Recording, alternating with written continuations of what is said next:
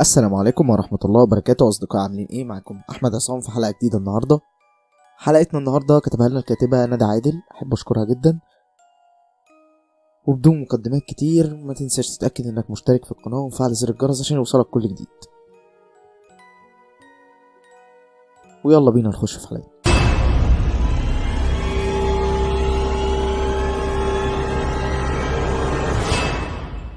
هنتكلم النهاردة عن وحوش مش بمعنى حيوانات أو وحوش مفترسة، لأ، ده وحوش من البشر، ناس عايشة معانا، ناس كانوا موجودين بس من شدة وحشيتهم أطلق عليهم وحوش آدمية.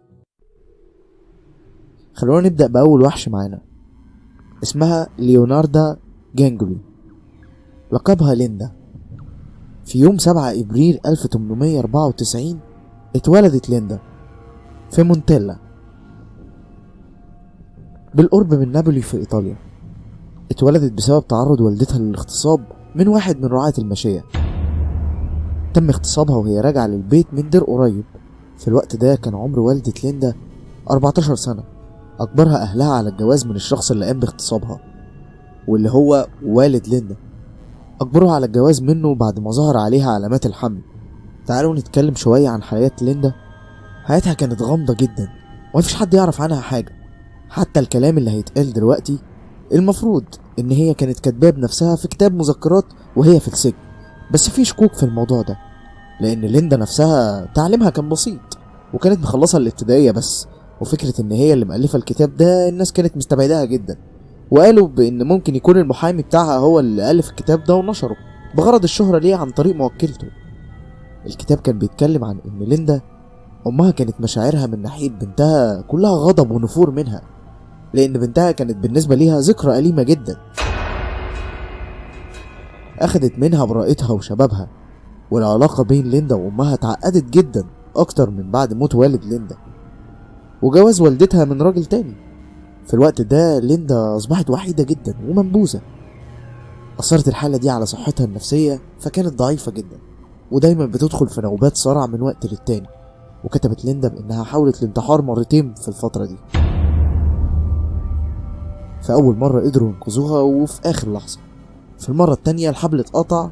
في المرتين كان أمها دايما بتبصلها بنظرات احتقار، وكان دايما تقول لها أنا آسفة جدا لأنك لسه عايشة لحد دلوقتي. في فترة مراهقتها اتعرفت ليندا جدا بسبب سوء سمعتها وجرأتها، وقال إنها اتجوزت شباب كتير جدا في المدينة اللي ساكنة فيها، وكانت بتعمل كده بسبب فقدان الحب اللي دايما مش موجود في علاقتها هي وأمها. في سنة 1917 اتجوزت ليندا من موظف حكومي اسمه رافائيل بانزر دي. اتجوزت ليندا منه رغم معارضة عيلتها عليه، لأنهم كانوا بيخططوا على جوازها من شخص تاني قريبهم، بس هي رفضت كلامهم واتجوزت من رافائيل. وهم في يوم فرحهم دخلت والدتها عليها قدام الناس كلها وقالت لها كلام كان نسبة لليندا لعنة. قالت لها والدتها أتمنى إن كل أولادك يموتوا.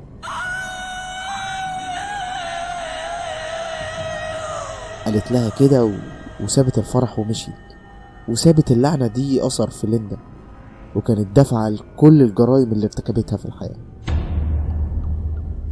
بالرغم من إنها اتجوزت، بس الجواز ما غيرش من سلوكها كتير، بالعكس زادت شراسة، وبسبب كده اتسجنت مرتين. أول مرة كان في سنة 1918 وكان سجنها بسبب تهمة احتيال، والمرة التانية كان في سنة 1919 بسبب تهديدها لواحد من الناس بالسكين، والمرة التالتة في سنة 1921 اتنقلت لمدينة جوزها وهي مدينة صغيرة اسمها لوريا، وبسبب سمعتها السيئة اتشهرت بسرعة ما بين الناس بأنها امرأة مشاكسة وعدوانية ومحتالة وسهلة المنال ومستعدة تعمل أي حاجة عشان الفلوس. وفي سنة 1927 اتسجنت لمدة 10 شهور بتهمة النصب والاحتيال، وبعد ما خرجت من السجن راحت تعيش في بيت صغير عند حدود مدينة لاتيدانيا. بس البيت بتاعها وقع بسبب زلزال مدمر كان في سنة 1930، والفلوس اللي أخدتها من الحكومة الإيطالية كتعويض عن بيتها اللي وقع أثر الزلزال اشترت بيه بيت جديد في مدينة كوريجو بشمال إيطاليا، وهناك اتغيرت أحوالها جدا وفتحت محل صغير لبيع الملابس.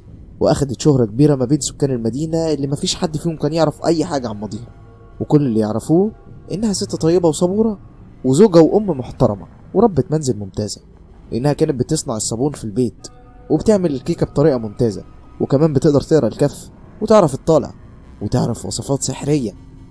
عرف عنها بانها بتحب اولادها جدا، ومفيش اي حد في المدينة يقدر يلمس اي واحد منهم سواء الكبار او الصغيرين في المدينة، وكانت دايما مستعدة لحمايتهم والدفاع عنهم. وبسبب كده لما دخلت ايطاليا الحرب العالمية التانية كان الخبر بالنسبة لليندا ده زي كابوس. كانت دايما بتكون مرعوبة من ان يتم استدعاء ابنها الكبير جوزيف للخدمة في الجيش. جوزيف كان هو اكتر واحد بتحبه في اولادها، وكان بيكمل دراسته لسه في جامعة ميلانو في الوقت اللي لسه كان بيتم استدعائه للجيش. بس في اشاعات انتشرت في البلد كلها على نية استدعاء موسوليني جميع الشباب للخدمة العسكرية اجباري، والخبر ده خلى الست ليندا انها تقرر بان جه الوقت عشان تقدم اضحية بشرية جديدة عشان تقدر تنقذ ابنها. وقدرت تختار ضحاياها بعناية شديدة من بين النساء اللي بيتمردوا عليها، وكانت اول ضحية ليها هي الانسة فوستينا. قتلتها السيدة ليندا وقطعتها حتة حتة. ضحيتها التانية كانت واحدة أرملة اسمها فرانسيسكو سوافي.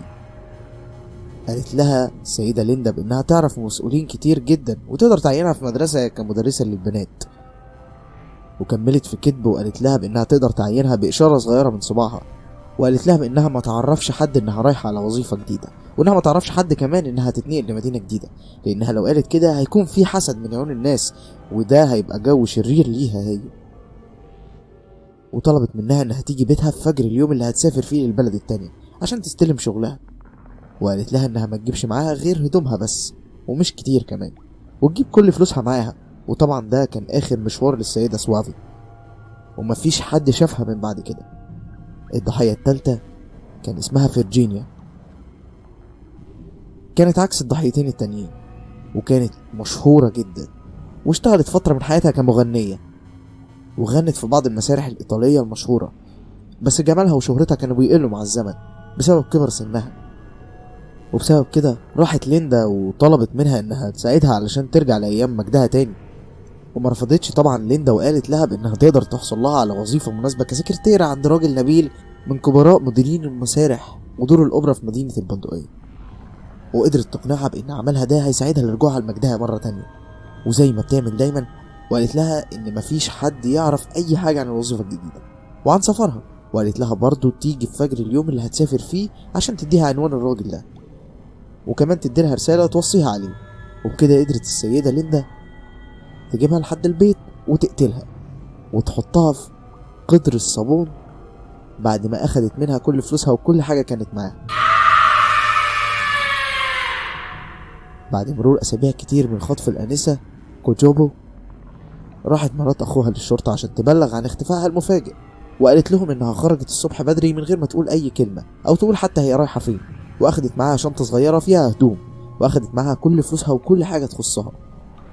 وقالت ان اخر مرة اتشافت فيها كانت وهي داخلة بيت السيدة ليندا اللي دايما كانت بتزورها كتير جدا الايام اللي فاتت قبل اختفائها، وده كان اخر مكان هي راحته، وبعدها مفيش اي حد شافها تاني.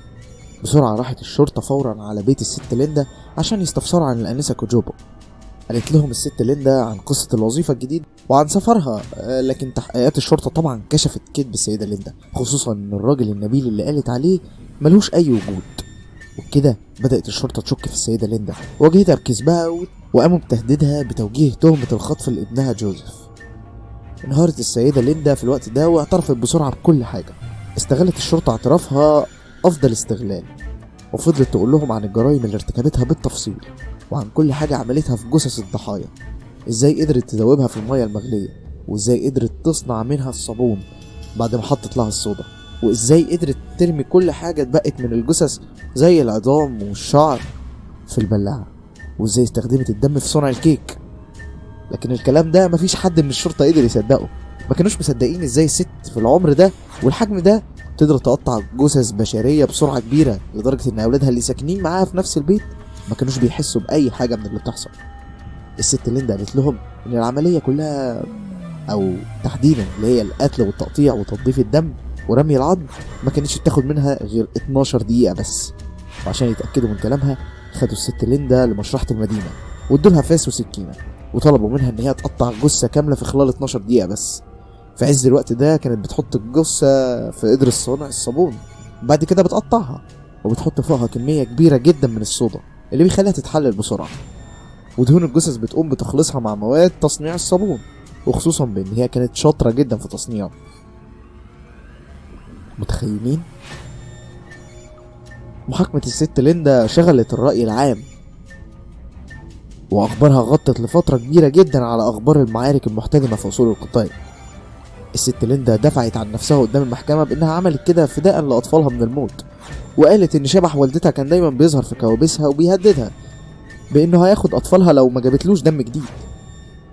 بس المحكمة ما اقتنعتش تماما بالكلام ده، ورأي المدعي العام بان الدافع الحقيقي للجرائم هو ان اخذ كل فلوس الناس والحاجات اللي كانت مع الضحايا، وشككوا في ان السيدة ليندا ارتكبت الجرائم اللي عملتها دي لوحدها، ومتهمين كمان ابنها الكبير بمساعدتها. لكن المحكمة ما قدرتش توصل على دليل واحد ضده فاطلقت سراحه. اما الست ليندا يتحكم عليها بالسجن لمدة 33 سنة، 3 سنين منهم قضتهم في مستشفى الامراض العقلية و30 سنة في السجن، زي بالظبط ما قالت لها الغجرية قبل سنين طويلة لما قالت لها ان اخر سنوات في عمرها تكون نصها في المستشفى واللي هي المصحة والنص التاني في السجن. وده فعلا اللي حصل. الست ليندا ماتت وحيدة في المصحة العقلية في سنة 1970، واتدفنت في مقبرة الفقراء والمتشردين، ومفيش اي حد طالب بجثتها ومحدش كمان حضر دفنتها. كان في واحدة راهبة بتقول ان الست ليندا بالرغم من تشوقنا عشان ناكل الحلويات اللي كانت بتعملها لان احنا ما كناش بنقدر نحصل على كتير منها، وبالرغم من مهارتها في صناعة الكيك، بس ما كانش حد بيقدر ياكل ولو قطعة صغيرة من الكيكة اللي كانت بتعملها في المصحة طول ال 24 سنة. كان العمال والمرضى والسجناء بيخافوا جدا من رؤيتها. بعض الناس قالوا بان الكيك فيه وصفات سحرية شريرة، وناس تانية قالوا بانه مصنوع من الدم، عشان كده مفيش اي حد كان بياكل منه غير الست ليندا نفسها. وبكده انتهى اول قصة في ملفنا، ولحد هنا تكون خلصت قصة الست ليندا اللي كانت بتعمل صابون من جثث الموتى وكانت بتعمل كيك من دمهم.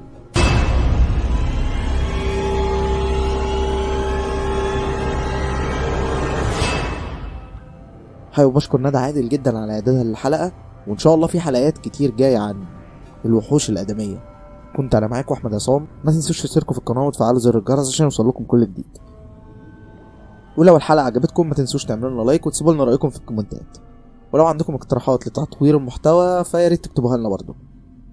وما تنسوش تنضموا للجروب بتاعنا على فيسبوك، هتلاقوا اللينك بتاعه تحت في الديسكريبشن. ولو حد عنده قصة حقيقية او قصة من تأليفه حابب انه يحكيها يقدر يبعت لي على الاكونت الشخصي، هتلاقوا اللينك بتاعه تحت في الديسكريبشن. ان شاء الله نتقابل في حلقات كتير جايه. شكرا لحسن المتابعة، تصبحوا على خير.